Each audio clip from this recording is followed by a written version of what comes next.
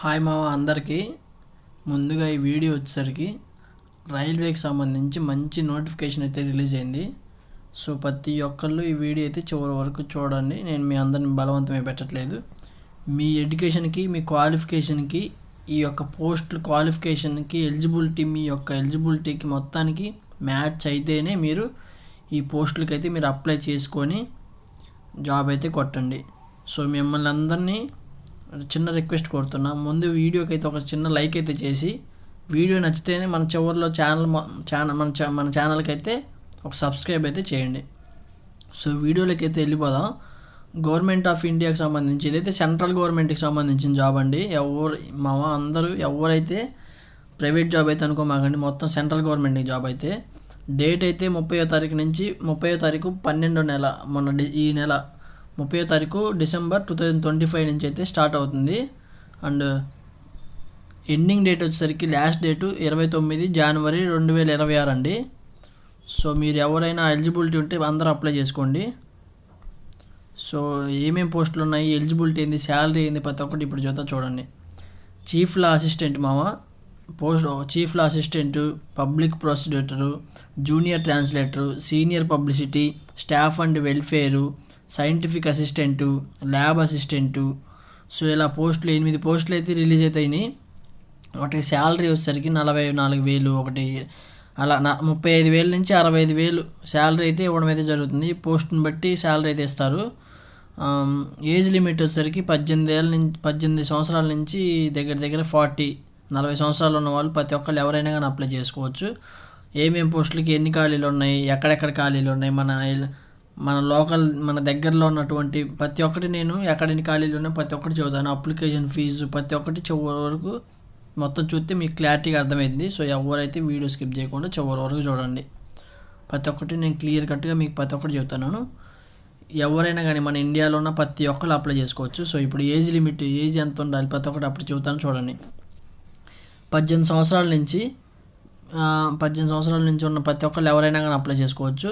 So age relaxation కూడా ఉంది. ST SC వాళ్ళకైతే 5 years, ఓబీసీ వాళ్ళకైతే 3 years ఇవ్వడం అయితే జరిగింది. ఎక్స్ సర్వీస్ మెన్స్కి అయితే 6 years, 3 years, OBC SC ST వాళ్ళకి 8 years అలా ఇవ్వడం అయితే జరిగింది. సో టోటల్గా మనకి ఏజ్ వచ్చేసరికి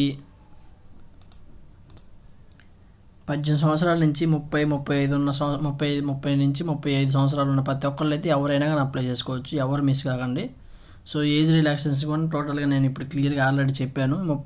ఎస్సీ వాళ్ళకి ఎంత, ఎస్టీ వాళ్ళకి ఎంత, ఓబీసీ వాళ్ళకి, ఎక్స్ సర్వీస్ మెన్స్కి ప్రతి ఒక్కరు చెప్పాను. సో ఇప్పుడు మనం అప్లికేషన్ ఫీజు ఎంత ఉంటుంది, ఫిమేల్స్కి ఉంటుందా ఉండదా, ఓబీసీకి ఎంత ఉంటుంది, ఎస్సీ వాళ్ళకి ఎంత ఉంటుంది, ఎక్స్ సర్వీస్ మెన్స్కి ఎంత ఉంటుంది, ప్రతి ఒక్కరికి ఇప్పుడు చూడండి. ఓబీసీ సో అప్లికేషన్ ఫీజు వచ్చేసరికి ప్రతిసారి అలా ఉంటుంది, అలానే ఉంది, ఏం చేంజెస్ అయితే లేవు. PWD candidates, females, transgenders, ex service మెన్స్కి, ఎస్సీ ఎస్టీ వాళ్ళకి ప్రతి ఒక్కరికి వాళ్ళకైతే 250 ప్రతిసారి ఇచ్చినట్టే ఇచ్చారు. ఇంకా ఓబీసీ వాళ్ళకి, ఓసీ వాళ్ళకైతే 500 రూపీస్ అయితే ఉంటుంది.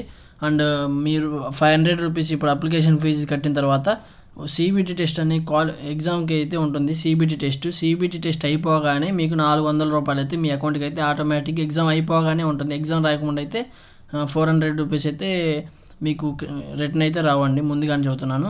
ఎగ్జామ్ రాసిన తర్వాత సిబిటి టెస్ట్ అయిపోయిన తర్వాత మీ 400 రూపీస్ అయితే వస్తాయి. 250 రూపీస్ అయితే వాళ్ళకి ఇంకా ఆటోమేటిక్గా వచ్చేస్తాయి. ప్రతిసారి ఎలాగైతే ఉంటుందో ప్రాసెస్ అలానే ఉంది. అండ్ చాలామంది టీసీ జాబ్లు ఎప్పుడు పడతాయి అని చాలామంది కామెంట్లు పెడుతున్నారు.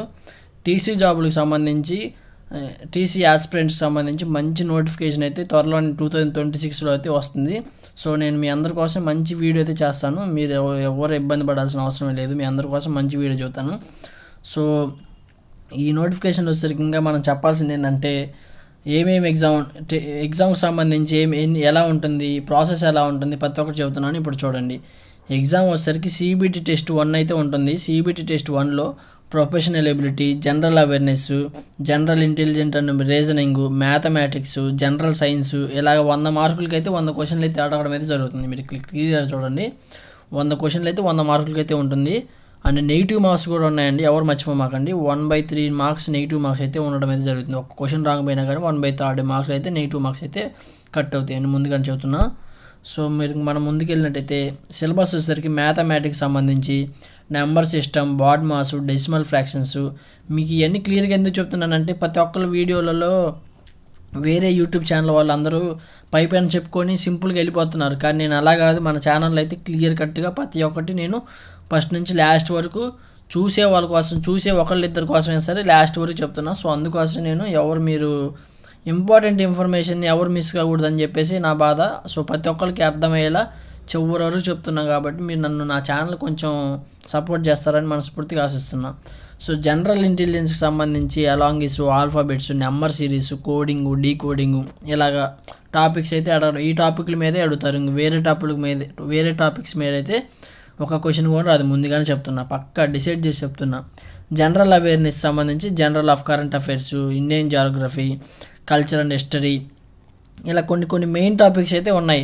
మీకు ఏమేమి వీటిలో ఎన్ని క్వశ్చన్లు అడిగితే ఏమేమి టాపిక్ల మీద ఎన్ని క్వశ్చన్లు అడుగుతారు ప్రతి ఒక్కటి మీకు కావాలనుకుంటే కామెంట్ సెక్షన్లోకి వెళ్ళి ఇలాగా టాపిక్స్ అని చెప్పేసి ఒక కామెంట్ పెడితే మీ అందరికీ నేను పర్సనల్గా మీకైతే లింక్స్ అయితే సెండ్ చేస్తా. మీకు టాపిక్ వైజ్గా అన్ని ప్రతి ఒక్కటి నేను క్లియర్గా మీకు సెండ్ చేస్తా.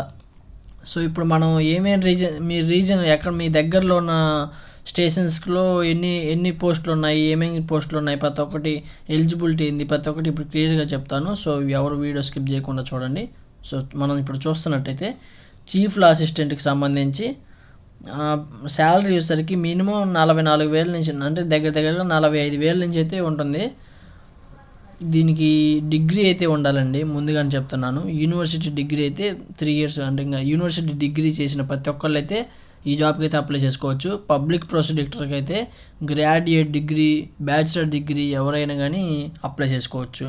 జూనియర్ ట్రాన్స్లేటర్కి వచ్చేసరికి హిందీ మీరు ఎవరికైతే హిందీ వచ్చినట్లయితే వాళ్ళకైతే చాలా బెనిఫిట్స్ ఉన్నాయి. సో మీరు ఎవరికైనా తెలుగు వచ్చిన వాళ్ళు హిందీ వచ్చినా కానీ ఇబ్బంది లేదు, ఈ జాబ్కి అయితే అందరు కళ్ళు మూసుకొని అప్లై చేసుకోండి.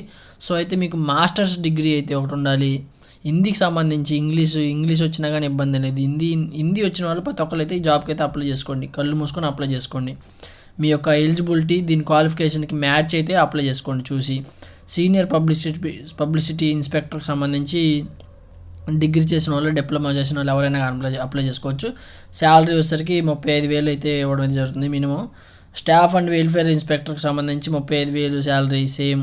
గ్రాడ్యుయేషన్ చేసిన వాళ్ళు ఎవరైనా అప్లై చేసుకోవచ్చు, డిప్లొమా చేసిన వాళ్ళు కూడా ఎవరైనా అప్లై చేసుకోవచ్చు.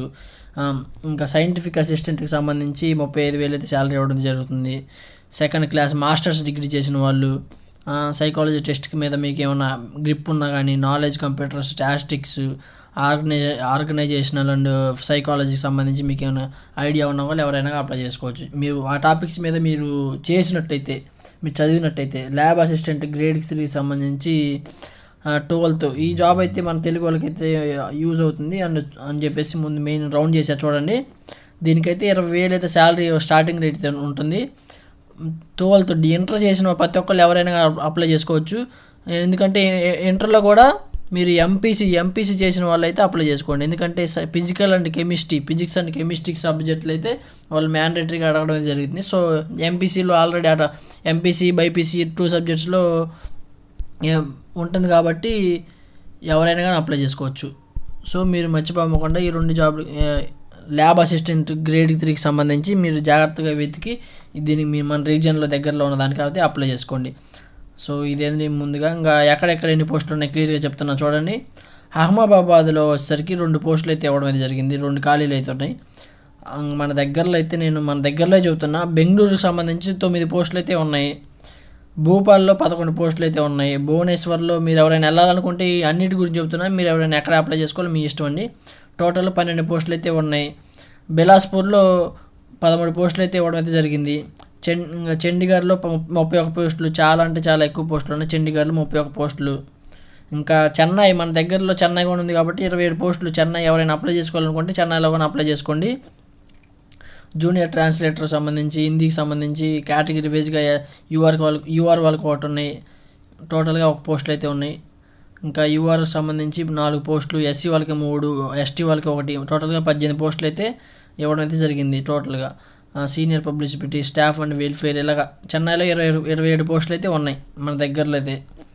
ఇంకా ఎవరైనా వేరే రీజన్కి అలా అప్లై చేసుకోవాలనుకుంటే అప్లై చేసుకోండి. కోల్కతాకి సంబంధించి 44 పోస్టులు కోల్కతాలో అయితే ఇవ్వడం జరిగింది. ఎవరైనా ఇంట్రెస్ట్ ఉన్న వాళ్ళు కోల్కతాకి కూడా అప్లై చేసుకోవచ్చు.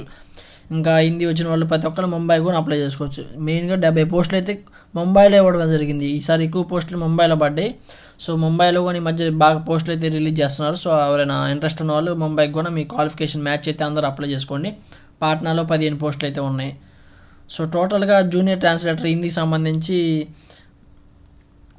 మొత్తం 144 యూఆర్కి సంబంధించి పోస్టులు ఉన్నాయి. ఎస్సీ వాళ్ళకి 40, ఎస్టీ వాళ్ళకి 23, ఓబీసీ వాళ్ళకి 76, ఈడబ్ల్యూఎస్ వాళ్ళకి 24, టోటల్గా 312 పోస్టులు అయితే ఉంది. ఈ యొక్క నేను చెప్పిన ఈ నోటిఫికేషన్లో టోటల్గా 212 పోస్టులు అయితే ఇవ్వడం అయితే జరిగింది. సో లాస్ట్ డేట్ వచ్చేసరికి 29వ తారీఖు జనవరి అండి.